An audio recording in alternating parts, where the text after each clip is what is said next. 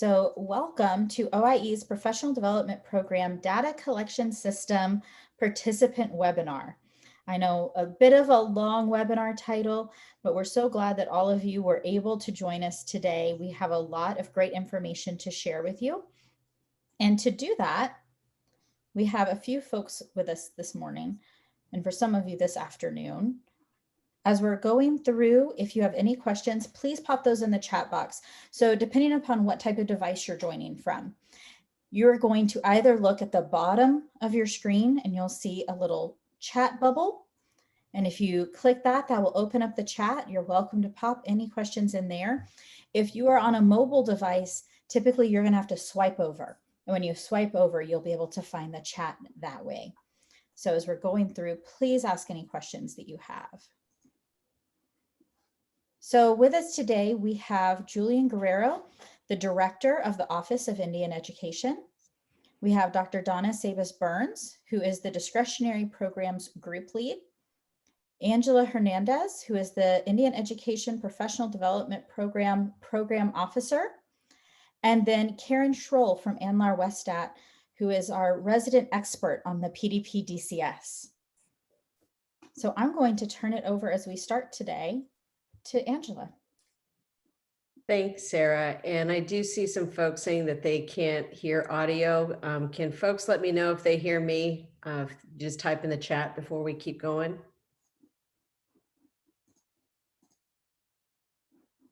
Okay, so I think it might just be isolated there. Welcome again. I'm Angela Hernandez with the Office of Indian Education. And as Sarah mentioned, we're going to go through some welcome and introductions in just a moment. Just want to let you know the order of the discussion today. We're going to give you a sort of broad overview of the professional development program, of which many of you have been recipients, and we're happy to have you today. We're going to provide an overview of the Professional Development Program Data Collection System, or the PDPDCS. We're going to talk about its components, and my colleague Karen Schroll will be walking us through a nice demonstration, and hopefully that will provide some great assistance to you as you work on fulfilling your service payback for those of you that are impacted by this. We're going to walk through some of the program regulation reminders, and then we're going to talk through some of the resources that are available to you as you move forward in your service payback tenure. Before I go any further into the contents for today, I'm going to turn it over, and let's go to the next slide, to our Office of Indian Education Director, Julian Guerrero. Julian? Thank you, Angela, and I promise to keep it brief here. And just real briefly in my native tongue, Ha Maroeka Ninyat Yani Suada. My name is Julian Guerrero Jr. I serve as the director, and I have the immense privilege of having served as director since last September of the Office of Indian Education. I'd like to describe the OIE as a small but mighty group of dedicated professionals who do everything they can to advance the supports for Native students all across the country. We have a broad portfolio of grants that we offer at the OIE, and there's no shortage of things to do at the department.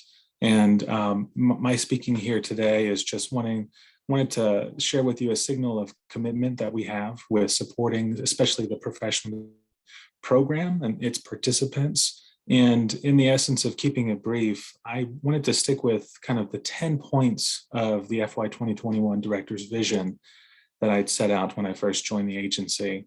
And that is just, our commitment to stronger and more meaningful technical assistance. And we do this through partnership with our contractors at, for example, Team Synergy, who's helping logistically with today's session, improving relationships with grantees, those grantees who are either school districts or colleges, tribal college universities, other institutes of higher ed, tribal nations, state, local governments, but then also continuing to improve on our process and essentially the way we do business at the OIE through grantee satisfaction surveys. We also have a commitment to increasing collaboration between our discretionary grant programs and our formula grant programs. And for those of you who are Indian Ed folks, you understand that there are different sorts of Indian Ed programs throughout the United States, as well as streamlining our own internal procedures at the office. And that's a very strong commitment that we've made, and we've seen great gains and great benefits from those efforts for us even today. And improving employee morale. When I first joined the department, we had some vacancies in the OIE. We were with OIE was without a director for some months, and that takes an impact and toll on the employee morale. And that was one of the first areas of investment, was to be a director that leads with the vision, but then also at the same time advocates for each and every one of our OIE employees who do the work for Indian country, as well as increase OIE visibility. A commitment to improving Indian education is increasing the representation of not just Indian ed programs, but Indian people, Native peoples in other professions. And that speaks to the essence of this program, increasing Native professionals, increasing professionals in Indian education. And this is an important investment for the future.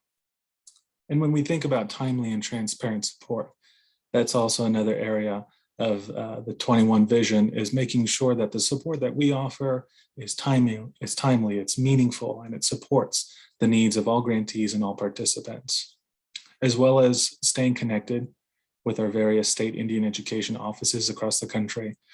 Prior to joining the OIE, I served as the State Department of Education for the state of Oklahoma, the State Department of Ed's Indian Education Director. So working at the state level for Indian education gave me a good perspective on what it means to work across tribes, across school districts, across so many other programs. And then now having moved up to the federal level really gives stronger insight into the work that's needed to make impacts on a national scale. And last but not least, and still at our doorsteps, are the impacts of the coronavirus. And thinking about the resiliency and the importance of maintaining that resiliency and making investments even during the pandemic is so crucial right now. So as grantees, as participants, as our communities grapple and continue to work through the effects and the resurgence wherever you are in the country, we at the OIE are here to support you. We're hoping that you're staying safe, staying healthy, but most of all, we want you to continue to stay involved in this program because it's so important to the future of Indian education. And with that being said, I'll hand it back over to Angela. Thank you. Thank you, Julian. And now if we go to the next slide, I'm going to turn it over to our group leader, Donna Sabis-Burns. Donna? Yes, thank you, Angela. Sego, Donna Sabis-Burns, yan yets. Aswiga nega na wego, nuatu ni wagi darlota. Hello, my name is Donna Sabis-Burns. I'm Haudenosaunee, am the Upper Mohawk tribal citizen and part of the Turtle Clan. And as Julian, echoing Julian, I am very, very excited to be here with this program. This particular program holds a very special place for me. I used to work in OIE about 13 years ago, and I was the program officer for this very program. And as a future teacher educator, have gone through my own program, and this just spoke to me, and I've always advocated for this program. So to come full circle back into OIE now to see, wow, this is definitely sustained over time and has gone above and beyond, and amazed at all the accomplishments of all of you, and as well as the program. I've seen changes that include, we went from a 1-year induction period to providing 2 years of induction services. That support is so important, being out in the field, and having that extra year is very beneficial. The Native American language certification, that's new. Wow, that's a great add-on as well, seeing the Native American Language Act out there and supporting that.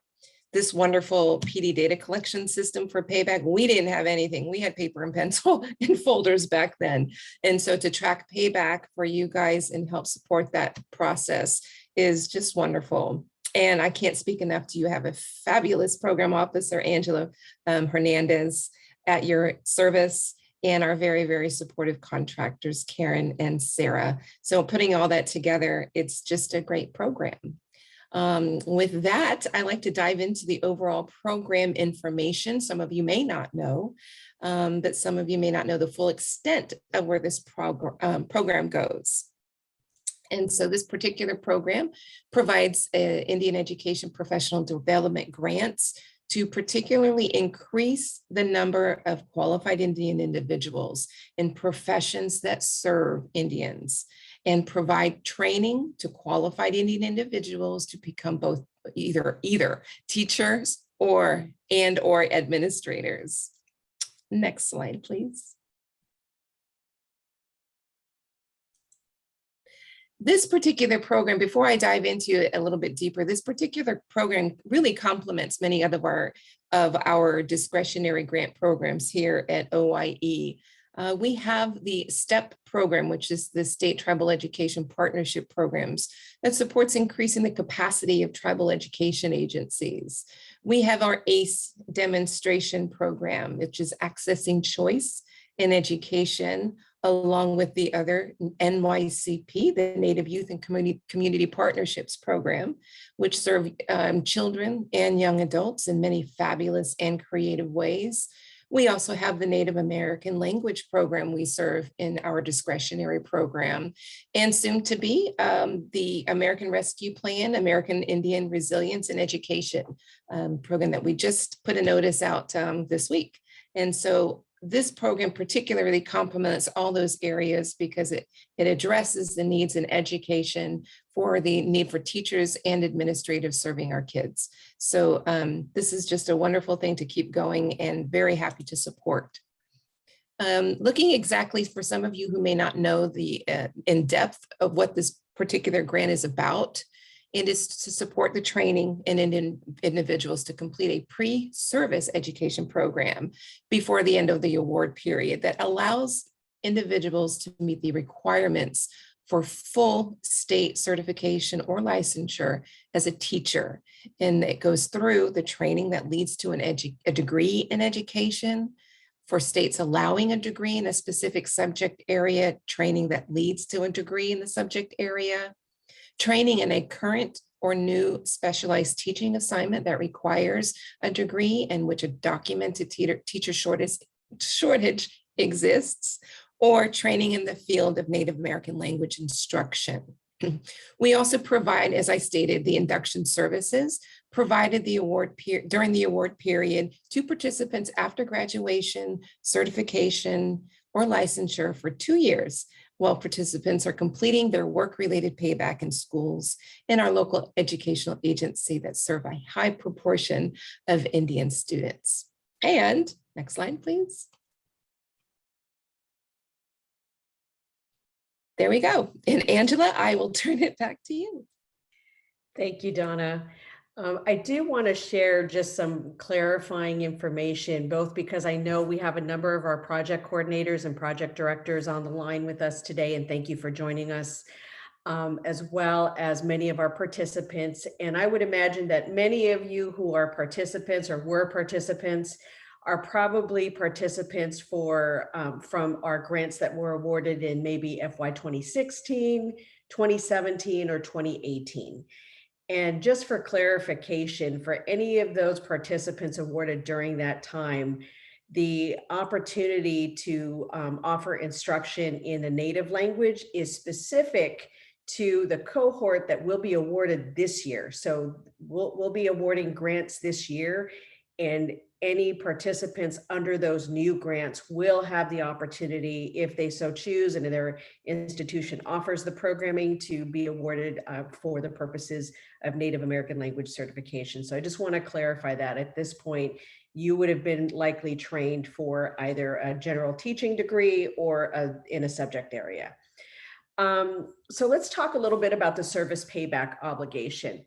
You see this little number that's a reference basically to what we call our federal program regulations. So every federal grant program has what we call program regulations, which are those requirements that we have to adhere to. For the PD program, it is Chapter 34 of the Code of Federal Regulations, and the part is 263.9. And Sarah, I might ask you if you get a chance to copy and paste the Federal Register link into there, just so that they have a copy of the program regs in the chat.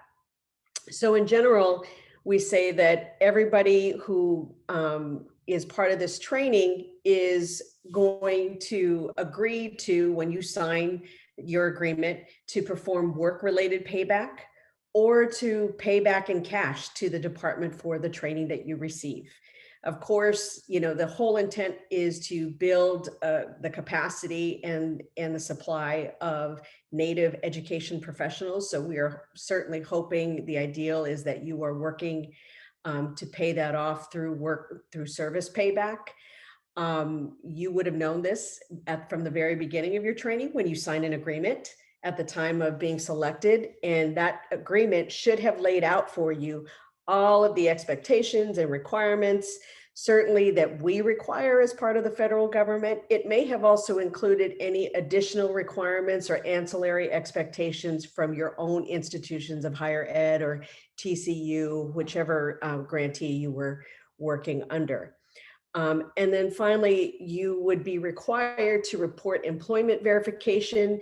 And we say here, the regulation says in a manner specified by the department. Basically, you're going to report verification and get verification from your employer using the PDPDCS. So that's what number 3 is referring to. Next slide, please.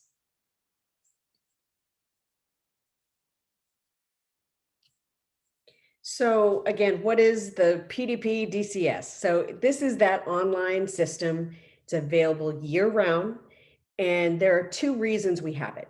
The first reason is because the federal government, i.e. us, the Office of Indian Education, has to collect and analyze data on participants, which basically means how you spent the money.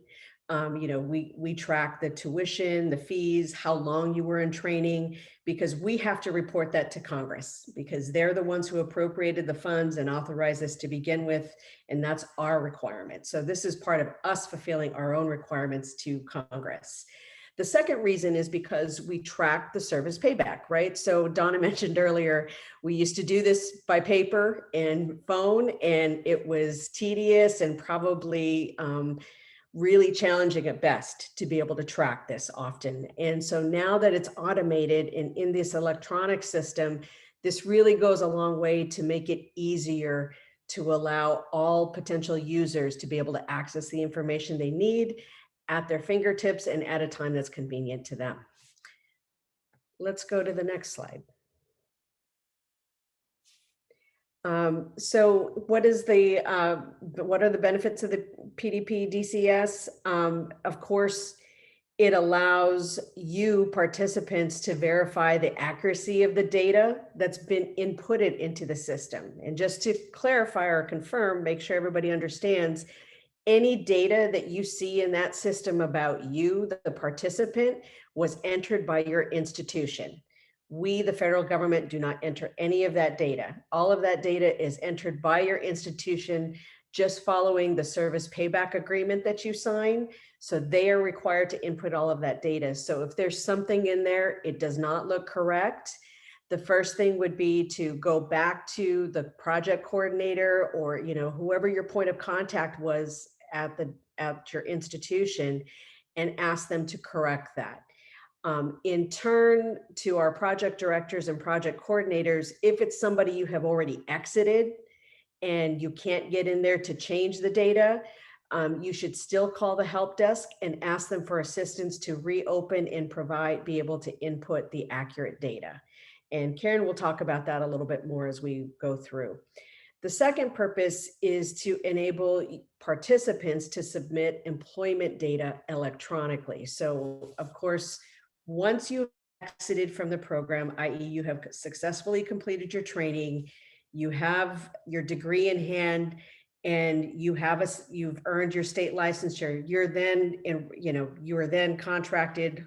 We hope and we look forward to hearing you being able to have a teaching contract. And I'm going to stick with teaching, even though it might be administrator. I'm just going to use teaching as the example because that's our primary group. That most of you are in there as teachers. You're entering all the required data. You're going into the system, and Karen's going to talk in detail about that, about how you do that. You're going to enter all of that data, and then you're going to click a button that says submit. And when you submit that data, that then will generate an email going to your employer so that your employer can then access the system and verify that you are working under the parameters of what you described and what under the data that you entered, and it's up to them to confirm that. We're going to go into the nuances of that shortly, but really I want to just point out there are a lot of users in this system, and not everybody can see everything else. So it's also very discreet for very, real and secure security purpose reasons. So if all else fails, you're having trouble, or your employer says, hey, I'm having trouble getting in, the default is always go to the help desk. So I can't say that enough. Always go to the help desk, and there's an email and a phone number. We're going to talk about that also as we go through. With that, let's go to the next slide. I'm going to turn it over to my colleague, Karen. Thank you, Angela. And I'm going to kind of start toggling back and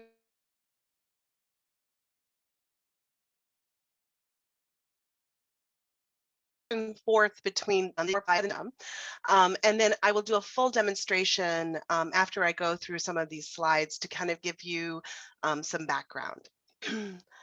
So first off, as Angela was saying, the PDPDCS is available to you 24 hours a day, 7 days a week. So if you want to hang out and log in and enter your employment at midnight, that is perfect. It's going to be there for you. One of the things that I'll demonstrate is how to log into the system. And one of the things that I wanted to use this conversation with you all is to talk about how we're introducing multi-factor authentication. Can you go ahead to the next slide, please?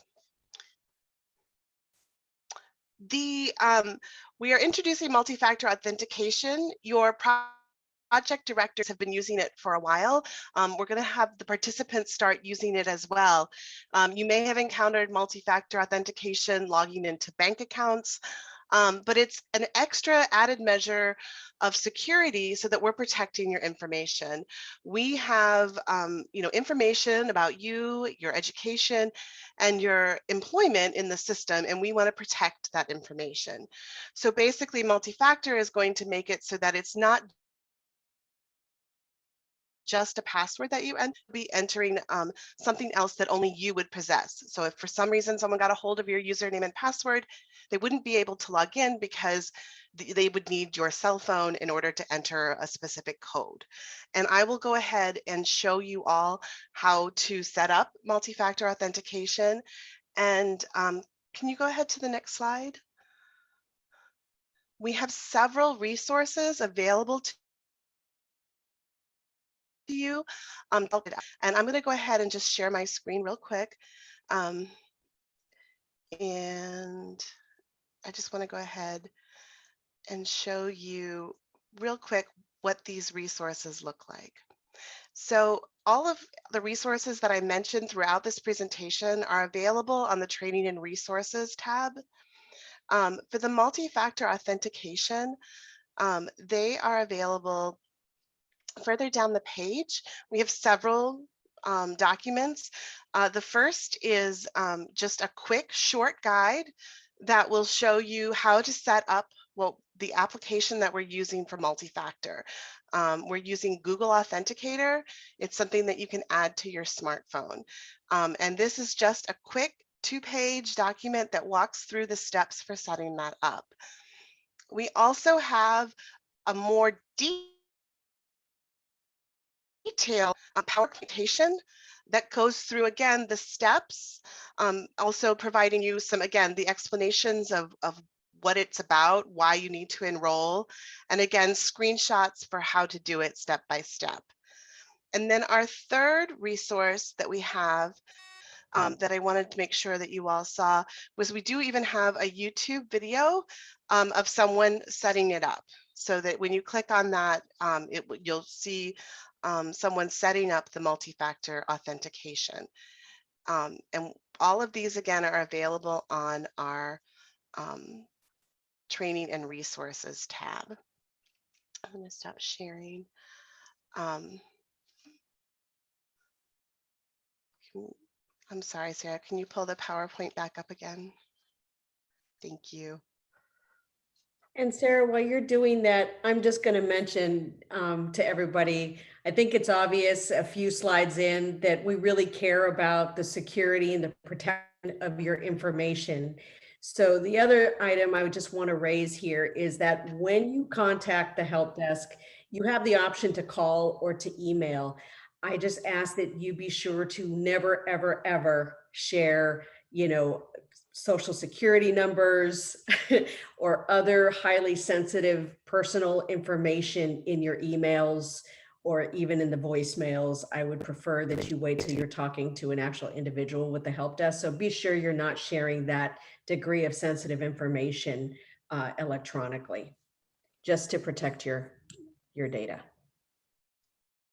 Absolutely. Thank you, Angela. And the next, can you go ahead to the next slide? Actually, 2 slides, I think. We want to, the one after this one. There we go. I'm just reiterating what Angela said. We call it personally identifiable information. So again, it's all of that information that we have in the system about you. And we do have social security numbers in our system. They are encrypted, so they're not visible in the database. And again, these are all of the actions that we're doing to protect your data. And all we ask is that when you're reaching out to communicate with us at the help desk is, again, not to send anything, email is not secure. And so, emailing us information, your social security in particular, or a copy of your driver's license because you want to change your name. Again, all of this stuff needs to be encrypted and sent to us securely. Can you go to the next slide? We have created 2 resources that I want to call your attention to. And again, they're on that training and resources tab. The first one is if you do need to send us something. So say, something is incorrect in the system. You have recently married and you want to update your name. So the help desk will instruct you to send us, to email us or fax us a copy of the marriage license or your driver's license, and we want to have you send that to us securely. So the first link that's available here is for how to encrypt files when you send them to us. And anyone on help desk can help you walk through the process. Again, it's just, we want to make it as easy as possible for you to send us your information securely. And then the other resource that I'm citing here is just one that we've developed. Again, just sort of reminding folks to think about the information that you're sending across the internet. And it's not even just with us. I mean, it's just good knowledge for you to have in general. Share your information with others. Thinking through, like, do I really need to share this via email? Is this something I could talk with someone over the phone? Next slide, please. So in this next section, I'm going to get much more into the details of how the PDPDCS data collection process works. Go to the next slide. This flow chart kind of walks through the whole process from beginning to end. So in the beginning, your grants are awarded to your universities or to consortiums of universities, and you and your grant project director will sit down and sign the service payback agreement, and the grantee will set up your account in the PDPDCS. As part of that process, they'll upload that agreement and enter some basic contact information about you. And then once they submit that information, you'll receive an email inviting you to come and log into the system. And you will have access from that point going forward. The idea is that while you're working on your program, you have the ability to go in at any time and see how much money has been given to you and how much time you owe. It also will let you go in if you move and update your contact information. So we encourage you, like, even if you're still enrolled, to be going into the system and making sure that all of the records are correct. Again, it just takes one little typo to turn a $5,000 stipend to a $50,000 stipend, and that's a big difference. So again, you want to make sure that everything that's being entered is matching your records. Once you are done with your program, either because you've completed the program or in some cases you've exited the program prior to completion, you enter what we call the 12-month grace period. So you have two options. You can either stay in that 12-month grace period and use that time to find employment. Some of you may already have employment and you could go immediately into fulfilling your service and fulfilling your obligation and reporting that information into the PDPDCS. If after the 12-month grace period, you haven't obtained employment, at that point, you're not in compliance. And so at that point, you're going to go into what we call cash repayment. And that is where you'll be able to start making cash payments to the Department of Education's debt collecting contractor. At any time, if you obtained employment, you can go back over to the other side of this flow chart on the left-hand side and enter employment information into the PDPDCS and receive credit for a service payback. What we ask to have you do is that every 6 months until you fulfill your service obligation, you're going through these steps that are on the left-hand side. So you're entering your employment information. As Angela says, as soon as you submit it, it goes off to your employer. They review your information. They either agree or disagree with the information. If they agree, you'll automatically get credit. If they disagree, you'll get a notice telling you what they disagreed, and then you'll have the opportunity to revise your answers. And we'll talk through, and again, I'll demonstrate how all of this works. Next slide, please. So again, just kind of like looking at it in a slightly different way in terms of each component. So we have we have three main user types. We have the grantees. They're responsible for going in, creating your accounts, uploading the service payback agreement, and then giving us the basic contact and demographic information about you. Then they're responsible for going in while you're enrolled in the program and updating how much funding you've received and how much time you owe. When you're done, they enter that information as well so that we know that it's time for you to begin fulfilling your service. Participants are expected to be logging in and again, looking at making sure that everything is accurate. This is your opportunity to identify potential errors in your contact information, but also, as I said, in discrepancies perhaps in how much time you owe or in how much money you've received. You also have access once you've completed or exited the program for entering your employment. And you also, as necessary, if you're going to have a deferral, and we'll talk about the requirements for those deferrals, but those deferrals basically allow you to sort of put a hold on your repayment process so that you can pursue either further education full-time, or if because you've been called up for military service. And there's a process for entering the documentation to get those approved. And then finally, employers are our last user type, and they're responsible for verifying the information that you've entered about your employment. Next slide, please.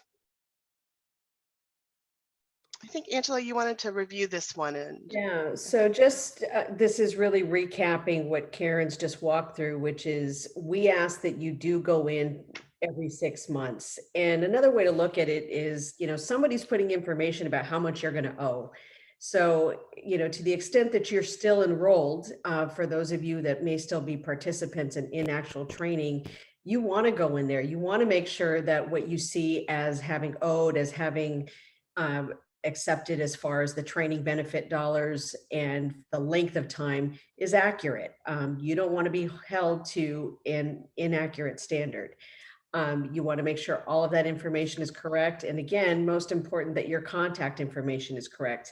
We've shared this with grantees, but I will also share with participants that it's really important that the contact information include, if possible, not only your email that you might have as a result of being a student at the institution, so something that ends in edu, but if you have a Gmail or Yahoo or other account, that's helpful because sometimes those institutional emails go away. So it's really important that we have current information for you.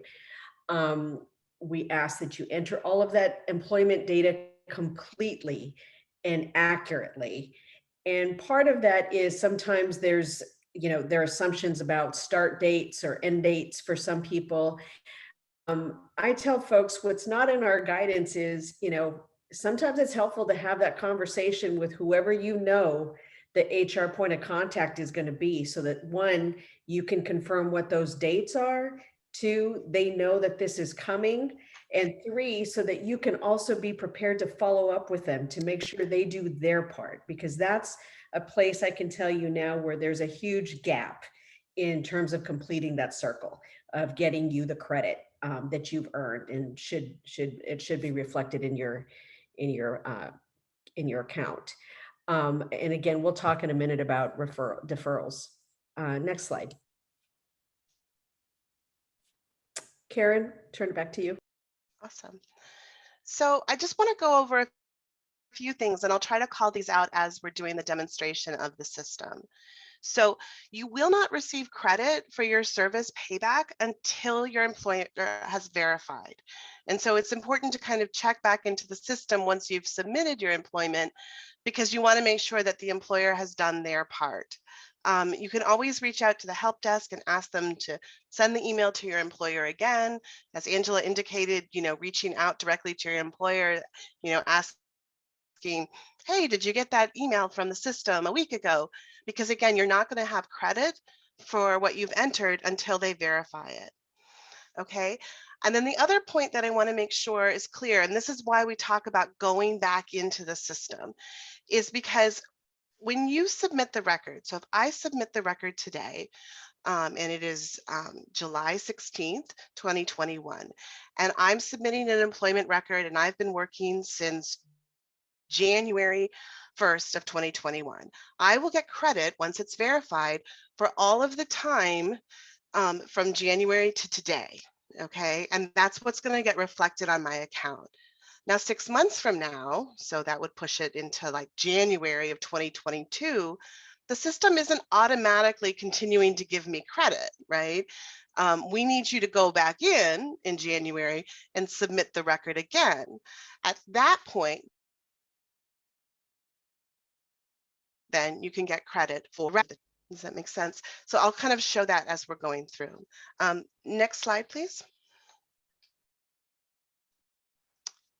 Okay, so again, we want to make sure the help desk is there, and we're happy to facilitate communications, explain to any of your employers, why we're requesting this information.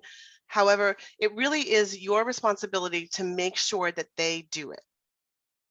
Okay, and for those of you that are not in qualifying employment by the deadline for your service payback, at that point, then it transfer becomes a cash payback.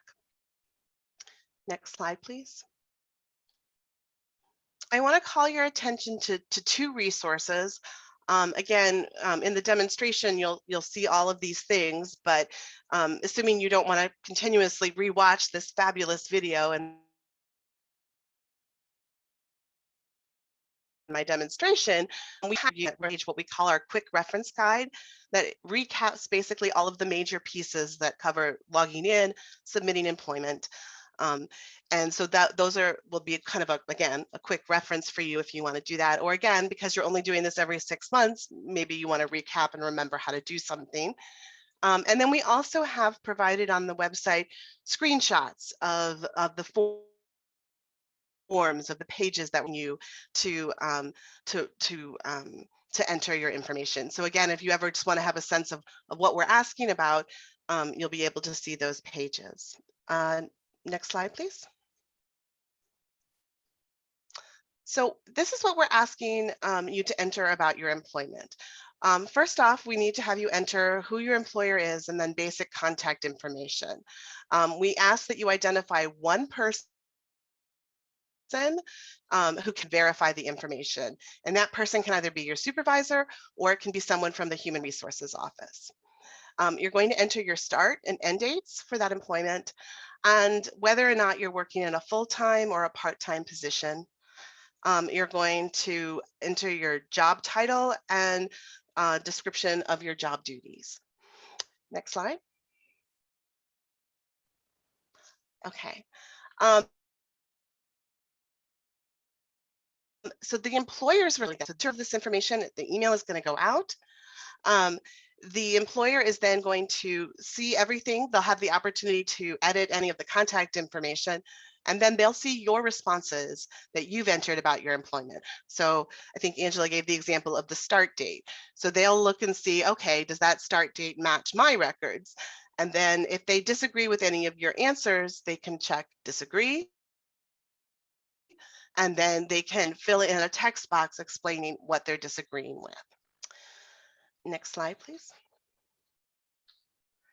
And if you want, I'm sorry. Karen, if they Sure. disagree and they enter into that chat box, can the participants see that reason when they go back in? Yes, Okay. yes.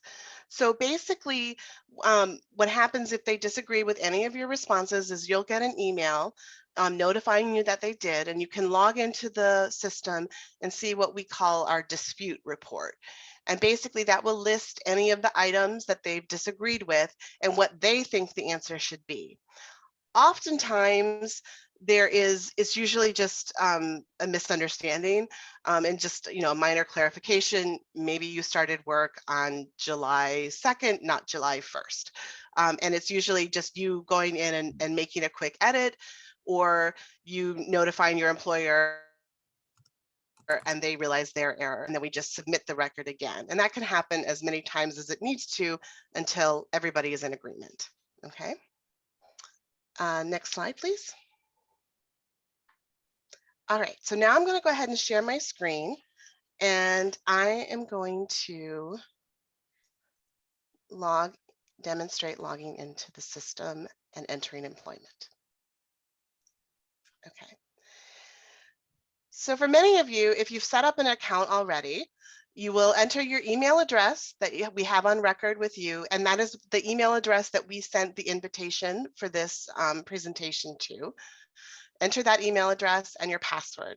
If you're like me and you have a million passwords and don't always write them down, we do have a quick forgot password link so that you can click on that link, enter your email address, and then click reset password. You'll get an email sent to you that will give you a secure link for setting up a new password. Okay.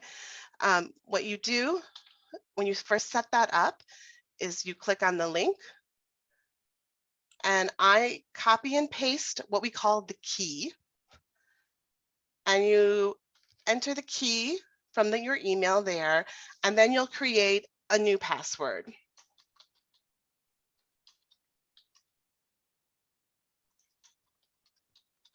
And there are rules for the passwords down here that they be between 8 and 20 characters, 1 letter, 1 number, and 1 symbol, and you'll get a little pop-ups that will tell you if you're not meeting that criteria. And then you can go ahead and log into the system.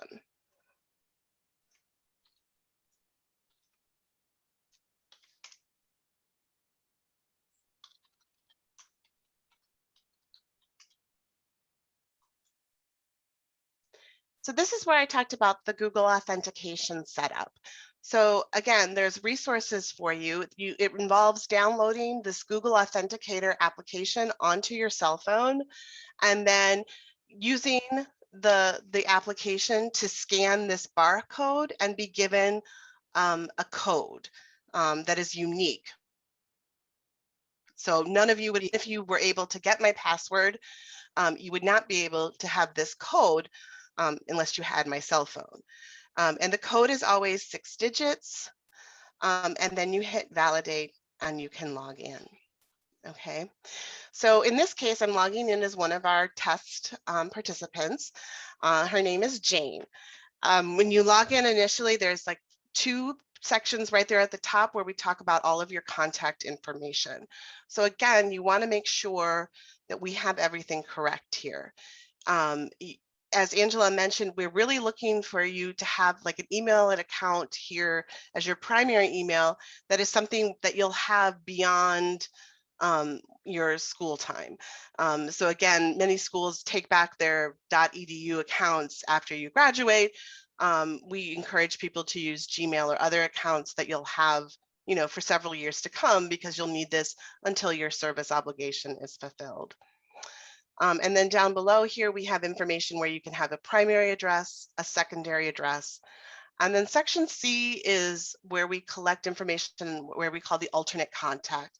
And that's someone who would know where you are. So if you moved and we lost touch with you, if this would be somebody that would always know where you are.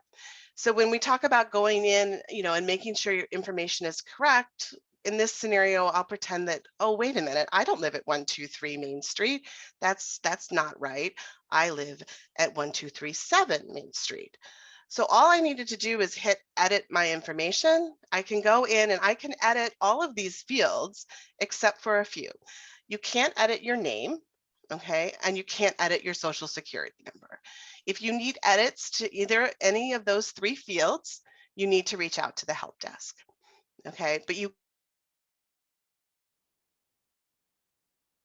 can change your primary email. All you have to do is hit update, and then it's reflected immediately. Okay. In section D, here's where you can have information about your program of study. Here's where you'll see your grant number, the date that you completed the program, what degree you earned, in what field, whether or not you completed, how much time you owe is reflected here. Under the service payback information, and how much money you owe is reflected in this table. Okay. I can look at this and I feel good about it, and I can certify that all of those service obligation details are correct. If you see something that is not correct, you want to reach out to your project director and the help desk so that we can work to get this information corrected, because you don't have access to make changes. Either the help desk or the project director needs to make them. All right. In section E, that's where you'll be able to track your progress towards fulfilling your service obligation. So again, I owe 10 months. I still owe, I have not fulfilled anything yet. And I am still in the middle of my grace period. I still have 11 months of my grace period remaining. Down here is where you can indicate whether or not you want to pursue a work-related payback or a cash payback. So within 30 days of you finishing your program, we want to know, we know sometimes people want to immediately go into a cash payback. And so that option is there. There's also the option for selecting the work-related payback. And there's also the ability to, again, be able to indicate that you need to request a deferment to delay your payback because you are or have a military obligation. So in this case, Jane is going to do work-related payback. Karen, Sure. can I interrupt for just a second? Can you revisit just on the screenshot where people can see exactly how much they owe in terms of months? Absolutely. It's here at the top of section E. So the total months of funding is 10 months, and your total payback owed is 10 months. And down below that, you'll be able to see how much you fulfilled to date and how much you have remaining to be filled. Thank Okay, you. no problem. Section F is where you enter the eligible employment. You can use this link here to add a new employment record. So I have never entered employment before, so I'm going to go ahead and add a new employment record. I'm going to go ahead, and this is my school district. And this is my school. And it's 11. Every field that has an asterisk is a required field. So these are all fields that we have to have in order for you to be a record. But you'll see, like, the website, not a required field. And as I indicated before, we have both a supervisor and a human resource manager. You can either enter one or the other or both, but you have to enter at least one. You do not have to enter any field for the supervisor or human resources other than the email address. We have to have the email address because that is where we send the link for them to do their verification. And down here is where you're going to indicate what kind of organization this is. Are you working for a public school, a residential school, a charter school? All of these tell us what types of organization you're working in. So here is where you're going to tell us more information, the details about your job. Okay, so here we have, is this your current employment or a prior employment?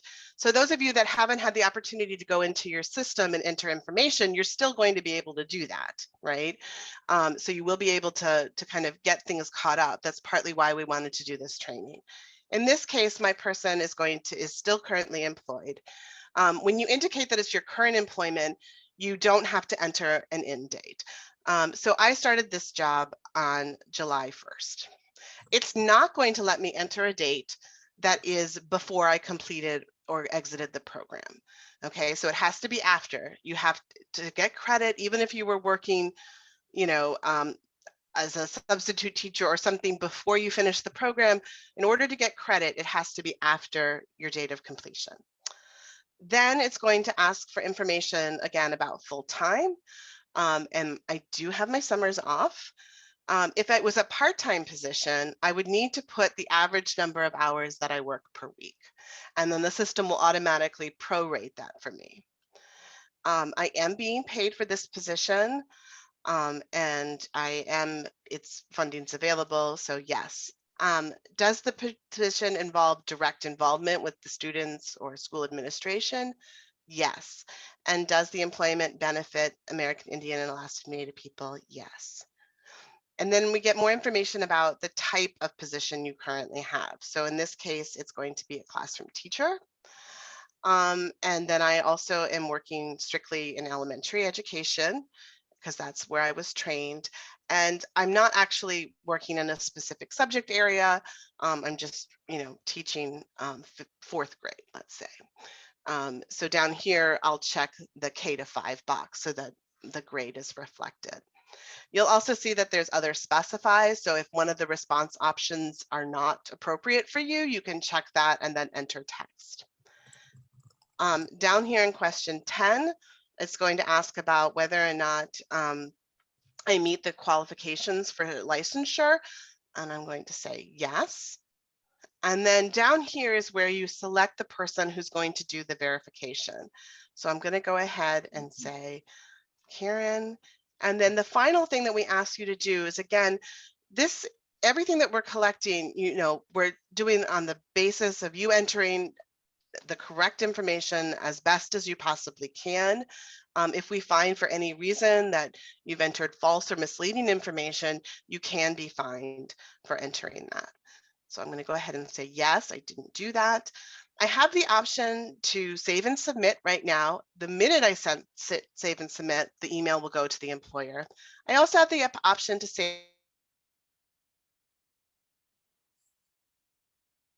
for later. So maybe I want to give my supervisor a quick heads up before the email even comes. So there's lots of reasons why people might want to save the record for later. But until you hit save and submit, it isn't sending the email out. So you won't even begin the process of being able to get credit until you hit save and submit. So try not to leave things in the save for later status until for a very long time. So I'm going to go ahead and hit save and submit. And now when I scroll down to my section F, I'll see this. And I'll see that the employment status there is pending verification. Okay. If I want to see all of my employment records, I can click on that tab. And if I had multiple employment records, there would be multiple rows here. Okay.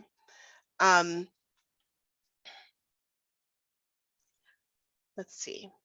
We're running a little short on time, and I know Angela has more to do in terms of just kind of going over the process. Do you want me to stop here, Angela, and we'll go back to the PowerPoint? Yeah, let's do that, Karen. And I think we'll be coming back and forth to some of this anyway with any time we have Mhm. left. Okay, awesome. Thank you, Karen. And I know that was a little cursory, but I think that gives everybody just sort of a visual for exactly what needs to be filled out. The other thing I'll add to those series of questions that came after, um, as part of fulfilling the service payback section. You know, a lot of that is because it's part of what's required, right? So, and I want to answer one of the questions that I know came in the chat box, and we will with the very next slide. So Sarah, if we can go to the next slide.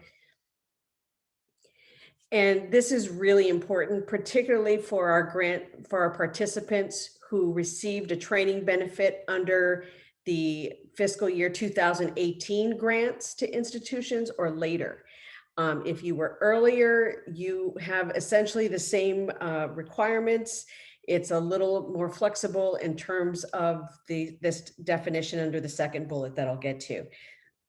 But everyone should know that to qualify for work-related payback, the work that you are performing must be in the field of study that you were trained and received the benefit for at your institution. So if you earned and received as part of the training benefit, an elementary degree with a math specialty, then the expectation is that you are looking for a job and will be placed in ultimately work service payback as a math teacher in an elementary setting, not in a physical education in high school. So just to be very clear, similarly, if you are, and I had this question about look, I went and I ended up getting a teaching position, even though I was trained for an administrator degree. No, that does not qualify at service payback. However, there are, the realities of those gray areas that we understand. And I want to clarify and kind of walk through at least a couple of discrete examples. In many rural and remote schools, we know that it's quite common for people to wear many hats. So while you might be, for example, a vice principal, you might also be teaching science. If that's the case, the key is it needs to be evident in your job description that you have those multiple duties. And if that's the case, you would work to enter this as part-time because you have a part-time level of effort, a certain percentage of your full-time is actually teaching. So if that was the case, again, that would be an issue where I would say if you're not clear how to fill out the forms in the DCS, to contact the help desk and give them the background and they can assist you, and ultimately they'll circle back to me and we'll work through that to give you the credit that you've earned if it was actually for teaching or administrator, whichever degree is relevant. So please be aware there are those nuances that the system might not be able to easily accommodate. And that's when you need to reach out to the help desk and be proactive in kind of stating what the issues are. For, again, our 18 cohorts and later, the expectation is that you were employed in a district, a local educational agency, which can be a charter school or a BIE school as well, that serves a high proportion of Indian students. That qualifies as work that benefits Indian people. A one-to-one. So back to check your account. Make sure that you're not being asked to pay back for more than you actually received a training benefit for, meaning that 10 months of training equals 10 months of service.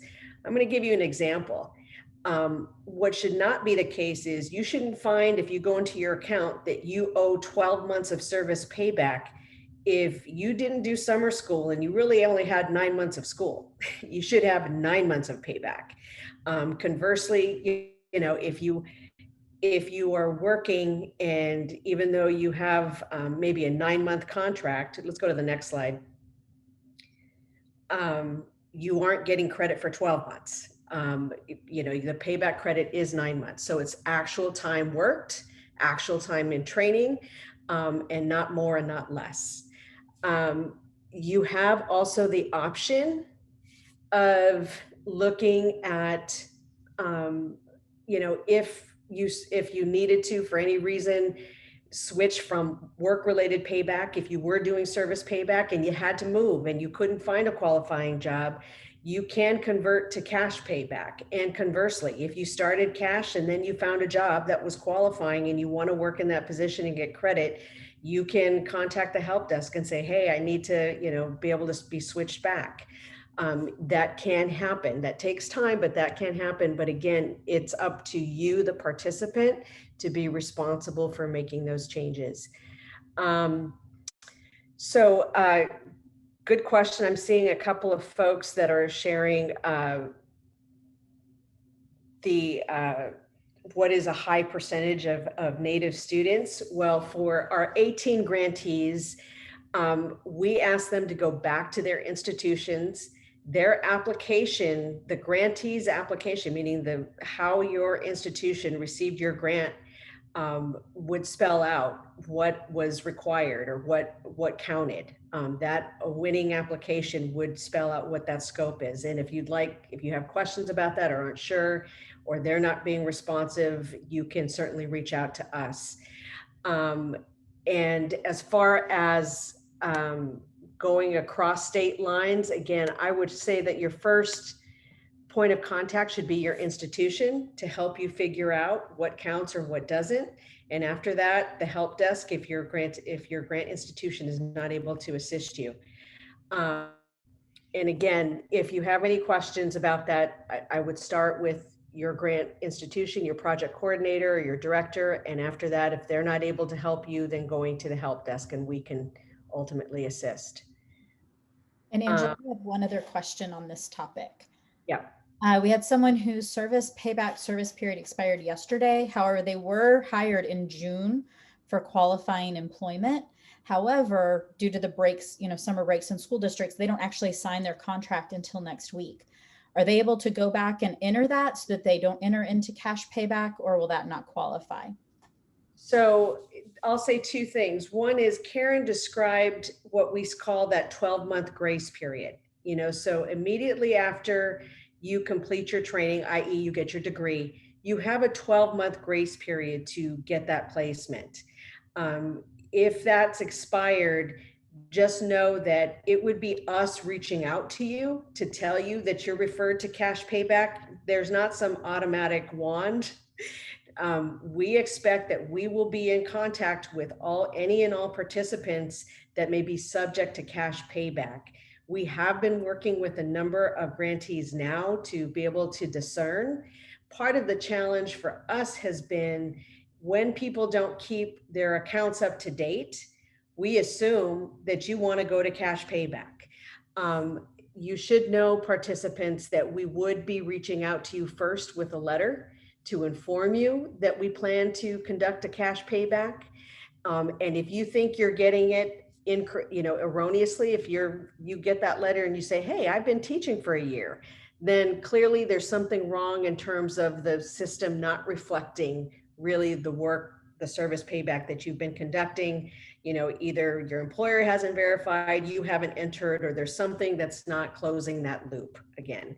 So that's where we would urge you to call the help desk to work with us to get that resolved. We want to make sure everybody gets credit and that nobody erroneously gets referred for what we call cash payback. We don't have time to walk through that today, but I will just say, let's go to the next slide.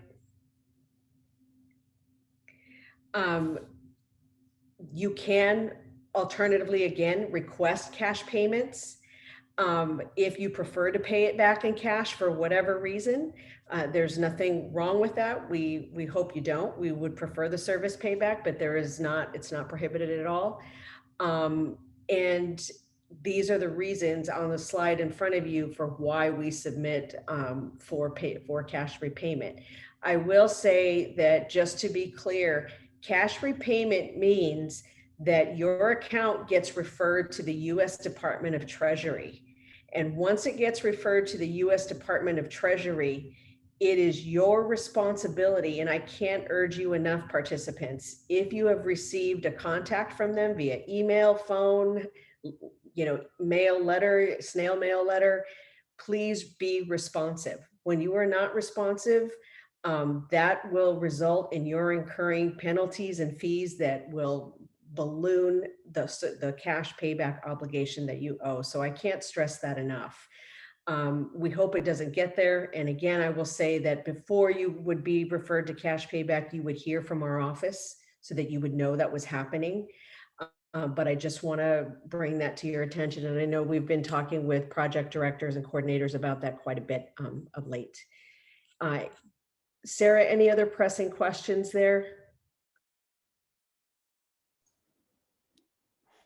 I'll just reiterate for those who are in the chat box and putting some specific situations that if you're seeing erroneous information in the PDPDCS system, even as you're maybe logging in right now, I just popped that info back in for the help desk.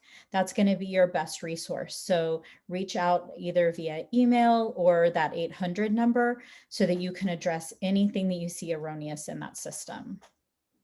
That's right. And I know I'll just say one last item before we let you go, and thank you for sticking with us.